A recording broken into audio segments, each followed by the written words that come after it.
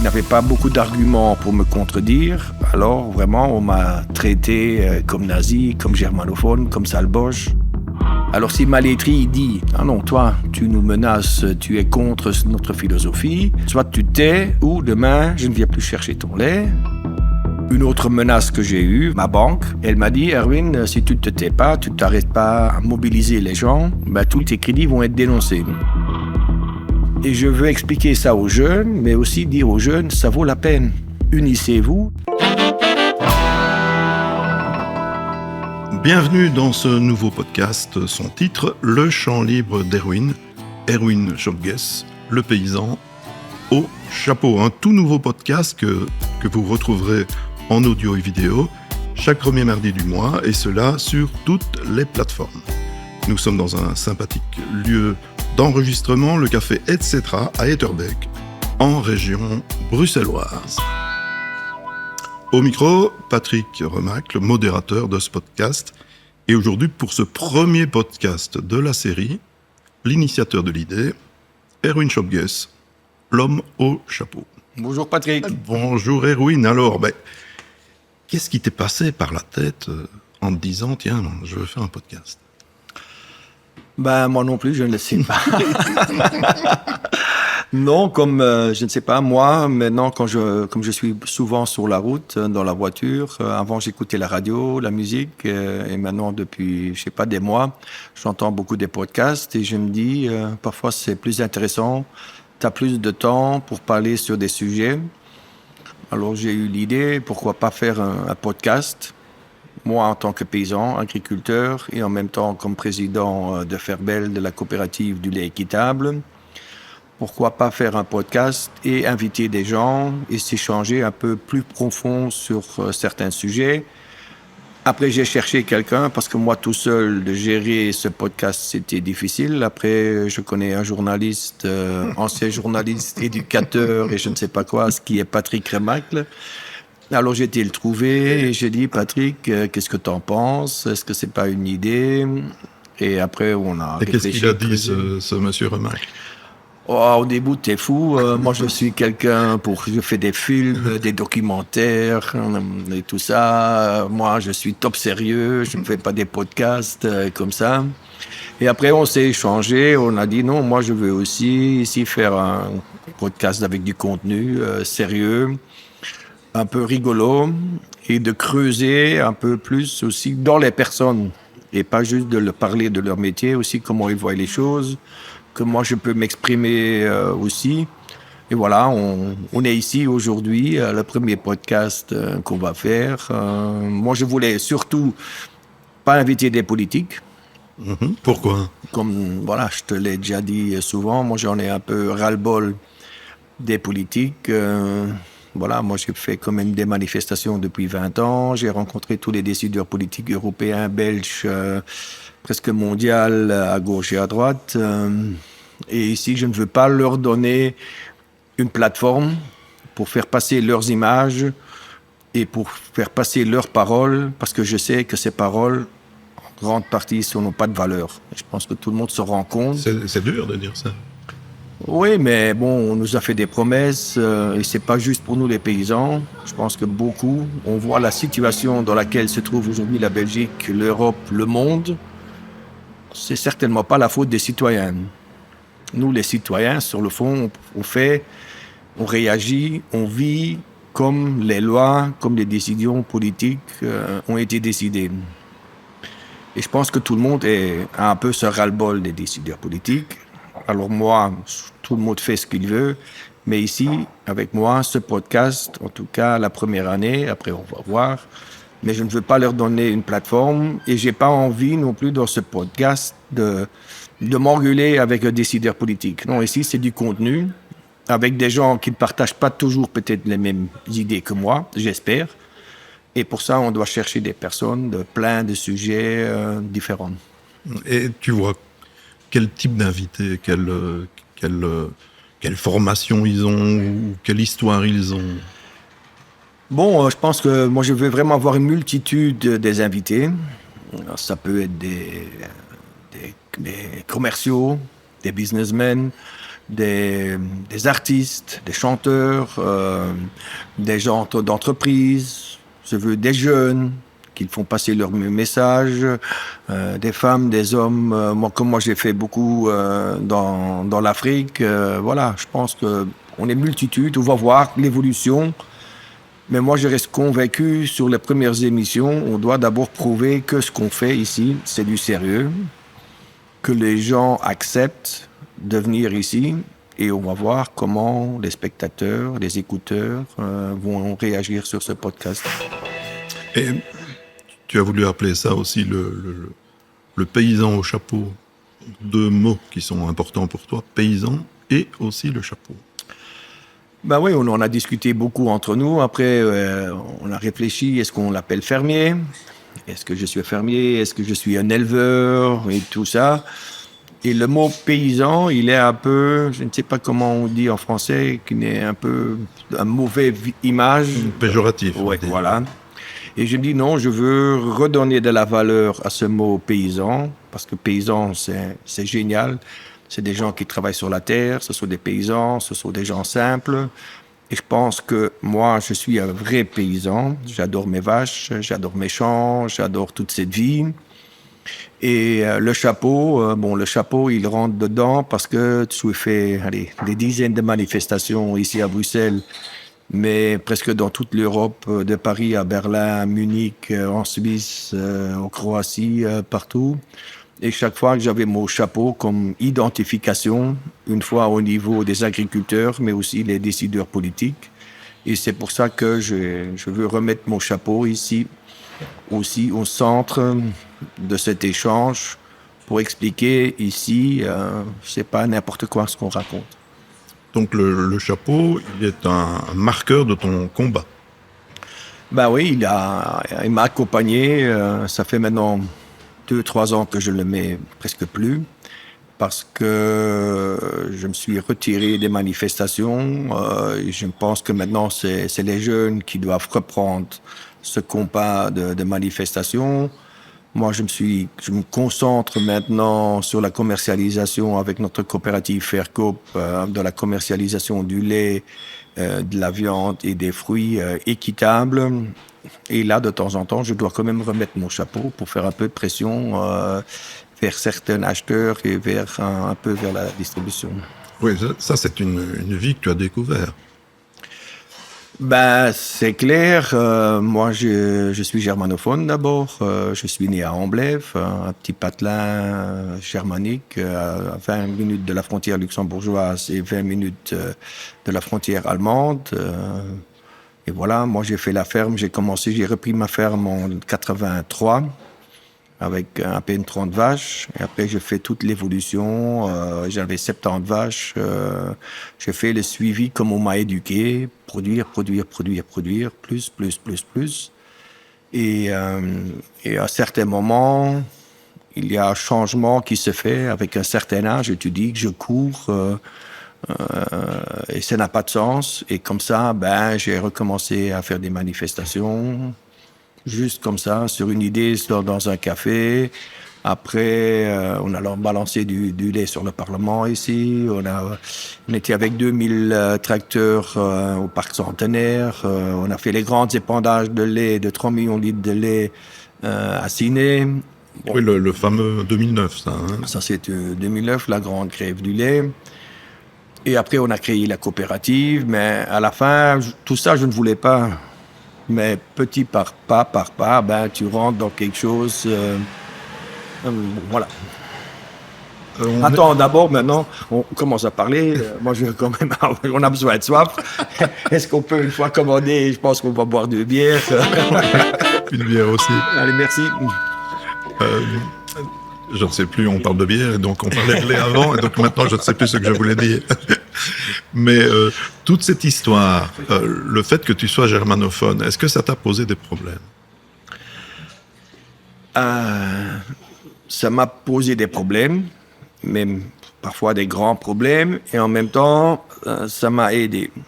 Allez, je prends un exemple où ça m'a posé problème, c'était en 2009, 2008, quand Voilà, comme moi, j'étais pas connu en Wallonie, personne me connaissait, et on a fait des réunions, et après, on a fait un grand mouvement. Et quand on a fait l'épandage à Ciné, on était quand même des milliers de tracteurs là-bas. Merci. Et c'est des images qui ont fait le tour du monde. Bon, c'est clair, les gens, ils n'avaient pas beaucoup d'arguments pour me contredire. Alors, vraiment, on m'a traité comme nazi, comme germanophone, comme salboche. Courez pas derrière cette personne-là. Bon, je dépasse des détails. Ça venait de qui, ça?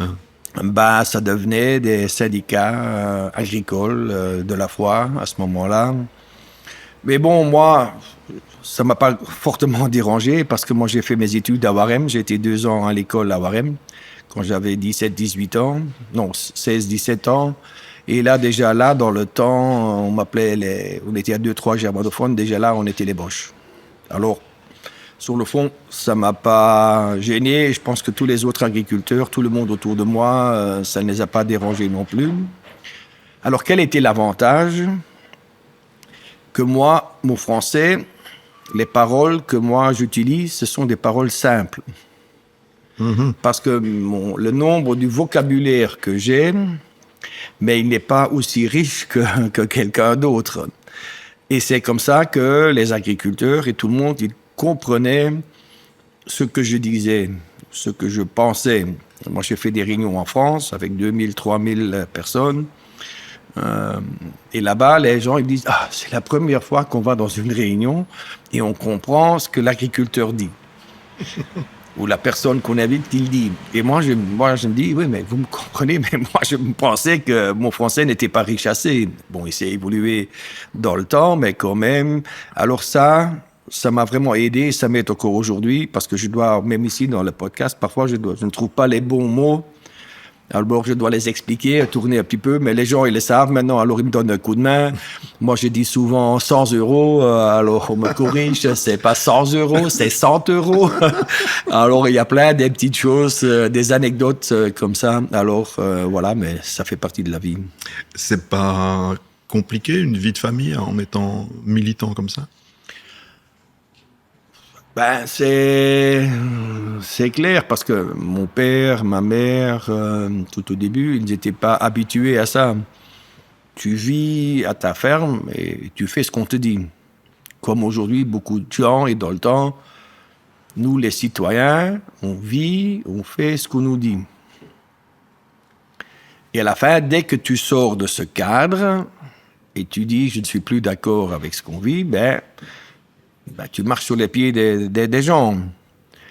Et après, ça tombe sur toi, on t'attaque et tout ça, ou t'es pas préparé parce que tu racontes juste, moi j'ai eu toute ma vie, encore aujourd'hui, je dis juste ce que je pense. Faut pas être d'accord, il y a des gens qui sont d'accord, c'est tout. Mais tu marches sur les pieds. Et à ce moment-là, c'est clair pour tes parents, même après pour ma femme, pour mes enfants, c'est clair, tu deviens une personne un peu publique, et c'est clair, la vie, elle change, mais sur le fond, moi j'ai jamais eu des problèmes. Je pense mes enfants, mes parents, bon, ils étaient décédés déjà très tôt. Moi, j'ai rencontré le pape, j'ai rencontré Ecclestone, j'ai été avec le roi, j'ai été je ne sais pas où, rencontré des députés partout dans le monde, les commissaires européens, mais moi, pour moi, tout le monde est une personne comme l'autre. Moi, je n'aime pas dire « vous » à quelqu'un. Moi, tout le monde peut me tutoyer. Et moi, si c'est le roi, si c'est la reine, c'est clair, on ne va pas le dire, mais pour moi, tout le monde, on n'est que des êtres humains. Alors que des gens qui pensent qu'ils sont plus que l'autre, désolé, c'est un truc que je ne sais pas accepter. Ouais. On dit souvent que la TV rend fou, et donc tu as été souvent sous l'œil des caméras. Ça change la vie? Moi, la seule chose avec les caméras, les radios et tout ça, c'est clair, ça change la vie, parce qu'il y a des gens qui te connaissent que moi je ne connais pas. Mais la seule chose avec tout ce qui est journaliste, c'est-à-dire, il faut une interview avec toi pendant 10 minutes, 15 minutes.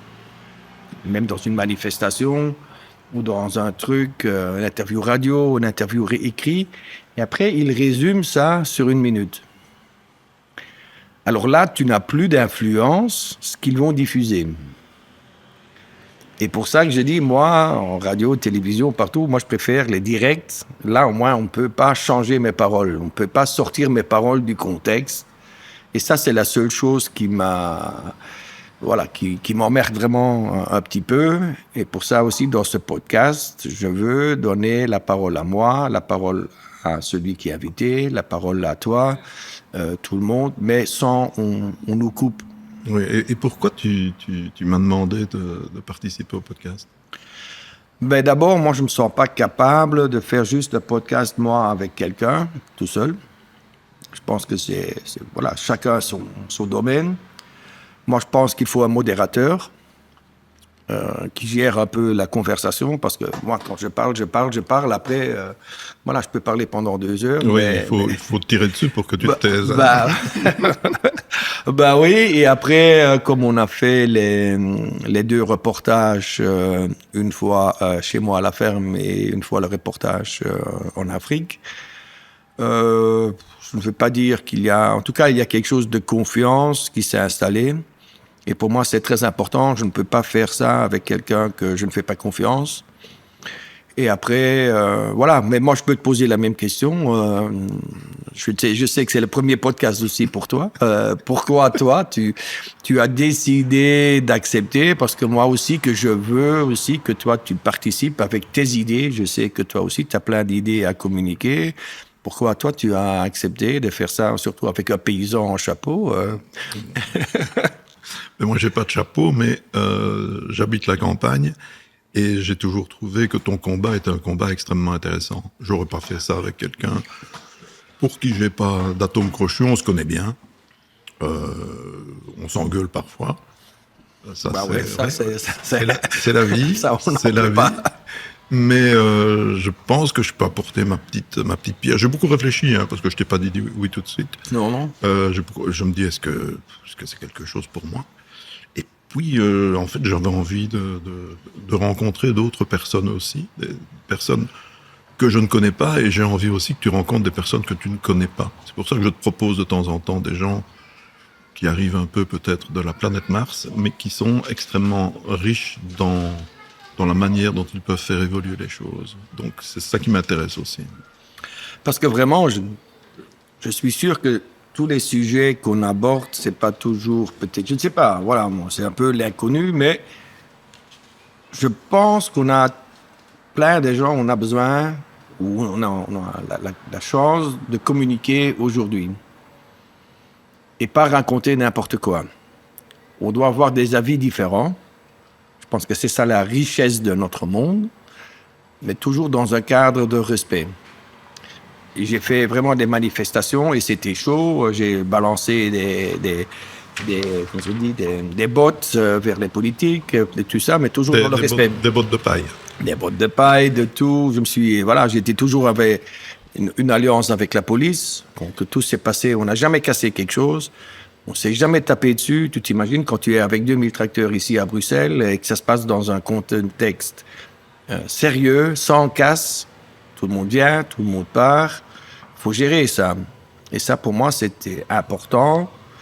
Même que je peux être très dur dans mes paroles et je défends ce que j'ai à dire, c'est tout. Et ça, c'est aussi quelque chose que j'espère qu'avec ce podcast, peut-être on trouve 1, 2, 10, 100 personnes qui perdent la peur de s'exprimer. Ça, c'est pour moi, tu m'as demandé au début pourquoi, ça, c'est pour moi un grand message. Il faut savoir que moi, quand j'ai commencé, j'étais menacé par ma laiterie. C'est-à-dire? Ma laiterie a dit, si j'arrête pas les manifestations, je ne viens plus chercher ton lait. Alors tu peux t'imaginer, mon père, il dit, Erwin, tais-toi. Si toi, tu ne t'étais pas, la semaine, j'avais les gars de la laiterie qui étaient assis à côté de ma table. Ouais. Est-ce que tu peux expliquer l'importance du fait qu'il faut que le lait quitte la ferme? Le lait, c'est un produit frais. Et quand je le traite aujourd'hui, après 2 jours, il doit quitter la ferme. Moi, je peux le refroidir pendant 2 jours, mais c'est un produit vivant qui doit être parti après 2 jours. Je ne sais pas le stocker chez moi pendant 1 mois et tout ça. Alors, si ma laiterie dit « Ah non, toi, tu nous menaces, tu es contre notre philosophie, soit tu tais, ou demain, je ne viens plus chercher ton lait. » Et je connais plein de gens qui étaient avec moi au début, ils ont arrêté le combat.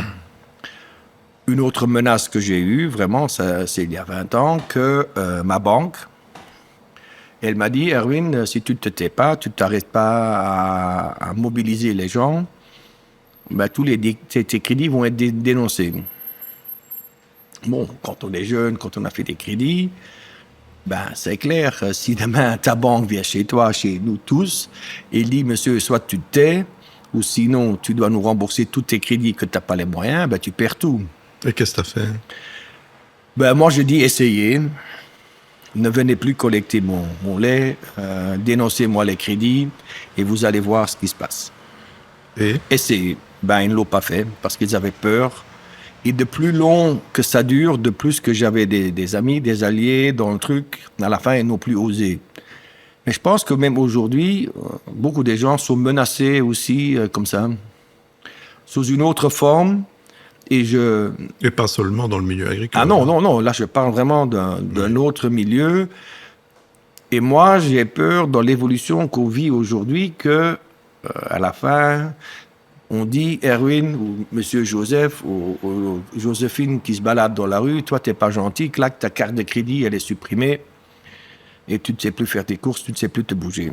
S'il n'y a plus de monnaie, il y a ça, c'est le grand danger qu'on y va. À la chinoise. À la chinoise, on te coupe. Et on y est tout près.